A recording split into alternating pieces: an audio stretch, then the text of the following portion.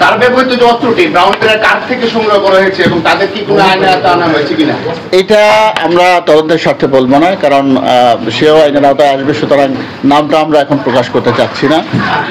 তবে যার কাছ থেকে অস্ত্রটা সংগ্রহ করা হয়েছে সেও পরিকল্পনার অংশ এবং সেও আইনের আওতায় আসবে।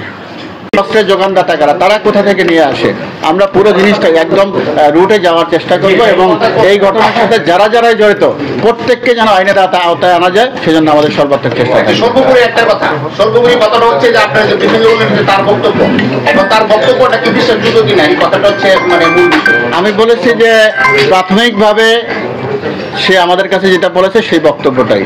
এরপরে বলা হয়েছে যে তাকে আরো নিবিড়ভাবে জিজ্ঞাসাবাদ করা হবে, আদালতে উপস্থাপন করা হবে, আদালতে সে স্বীকারোক্তি দিলে তাহলে সেটা হবে কংক্রিট। তবে আমাদের কাছে এখন পর্যন্ত যেটা বলেছে সেটাই আপনাদের সামনে উপস্থাপন করলাম। মানে যার কাছ থেকে অস্ত্রটা উদ্ধার, মানে যার কাছ থেকে সে অস্ত্রটা নিয়েছে তাকে মানে ধরার ক্ষেত্রে যেহেতু ব্রাউন্ডার শহরে বলতেছে তাকে কোনো মানে রাজনৈতিক কোনো চাপ আছে কিনা তাকে গ্রেফতার করা যায় না, এই মামলাটা কোনো রাজনৈতিক চাপ নেই, কোনো রাজনৈতিক হত্যাকাণ্ড নয়, কোনো রাজনৈতিক চাপও নেই।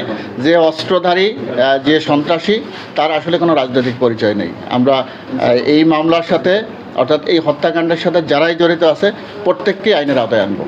না, আমি বললাম যে অবৈধ অস্ত্র উদ্ধারের জন্য আমাদের যে সাঁড়াশি অভিযান, আপনারা জানেন যে এই ঘটনায় অস্ত্রটা উদ্ধারের জন্য আমাকে অসংখ্য জায়গায় অর্থাৎ 10 থেকে 12টি জায়গায় অভিযান পরিচালনা করতে হয়েছে এবং অবশেষে আমরা সফলতার সাথে অস্ত্রটা উদ্ধার করতে পেরেছি। আমরা মনে করি যে এই শহরে যদি অবৈধ অস্ত্র থাকে সেটাও আমরা উদ্ধার করতে পারবো এবং প্রত্যেকেই আইনের আওতায় আসবে।